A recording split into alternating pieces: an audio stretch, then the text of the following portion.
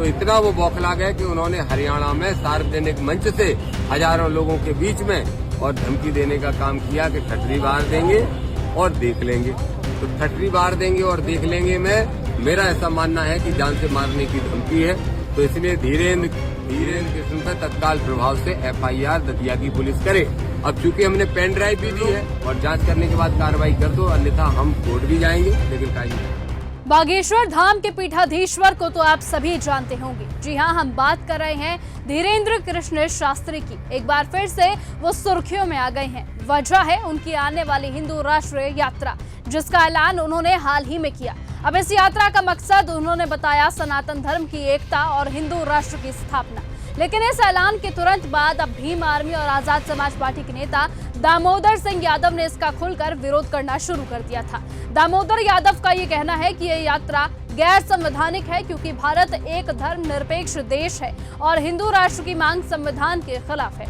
उन्होंने राष्ट्रपति और राज्यपाल को ज्ञापन सौंपकर इस यात्रा को रोकने की मांग भी की थी और ये आरोप लगाया कि धीरेन्द्र शास्त्री खुले मंचों से सांप्रदायिक बयानबाजी कर रहे हैं। इस बीच अब हरियाणा के एक कार्यक्रम में बागेश्वर धाम ने भीड़ के बीच कहा कि ठठरी बांध देंगे, देख लेंगे, जिससे दामोदर यादव ने जान से मारने की धमकी करार दिया है। जी हां, उन्होंने FIR दर्ज कराने की मांग की है। पुलिस को बयान की पेन ड्राइव दी गई है और कहा गया है कि अगर कार्यवाही नहीं हुई तो वो कोर्ट का दरवाजा खटखटाएंगे। धीरेन्द्र शास्त्री की यात्रा रोकने के लिए एक ज्ञापन दिया है, जो महामहिम राष्ट्रपति के नाम है, जो इनके द्वारा जाएगा। लेकिन हमने जो आवेदन दिया है वो एक प्रार्थी के रूप में दिया है। जब मैंने राष्ट्रपति जी को चिट्ठी लिख के धीरेन्द्र की गैर संवैधानिक यात्रा रोकने की मांग की थी, तो इतना वो बौखला गए कि उन्होंने हरियाणा में सार्वजनिक मंच से हजारों लोगों के बीच में और धमकी देने का काम किया कि ठटरी बार देंगे और देख लेंगे। तो ठटरी बार देंगे और देख लेंगे में मेरा ऐसा मानना है कि जान से मारने की धमकी है। तो इसलिए धीरेन्द्र कृष्ण पे शास्त्री तो मैं नहीं कहूंगा, क्योंकि मुझे लगता नहीं शास्त्रों का ज्ञान होता तो ऐसी भाषा नहीं बोलते। तो धीरेन्द्र कृष्ण पे तत्काल प्रभाव से FIR दतिया की पुलिस करे। अब चूंकि हमने पेन ड्राइव भी दी है जिसमें उनका बयान है, तो उन्होंने कहा कि हमें इसको जांच करना जरूरी है। मैं भी इस बात से सहमत हूँ, क्योंकि बिना जांच के नहीं करना चाहिए। तो जांच कर लो और जांच करने के बाद कार्रवाई कर दो, अन्यथा हम कोर्ट भी जाएंगे।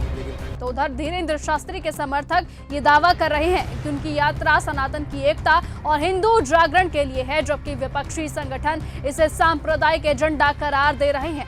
इसीलिए अब सोशल मीडिया पर #बागेश्वर बाबा और #भीम आर्मी ट्रेंड कर रहे हैं। एक तरफ लोग धीरेन्द्र शास्त्री को सनातन की आवाज बता रहे हैं, तो दूसरी ओर भीम आर्मी समर्थक कह रहे हैं कि संविधान से बड़ा कोई नहीं है। इसलिए ये टकराव अब सिर्फ दो लोगों के बीच नहीं, बल्कि धर्म बनाम संविधान, आस्था बनाम राजनीति की नई जंग बन चुका है, जहां हर बयान अब एक राजनीतिक हथियार की तरह इस्तेमाल किया जा रहा है।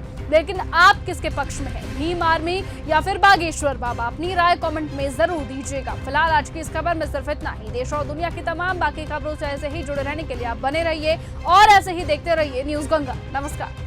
अगर आपको ये हमारा वीडियो पसंद आया हो तो इसे लाइक और शेयर करना बिल्कुल ना भूलें। साथ ही हमारे चैनल न्यूज गंगा को सब्सक्राइब और फॉलो जरूर करें, ताकि देश और दुनिया की हर बड़ी खबर आप तक सबसे पहले पहुंचे।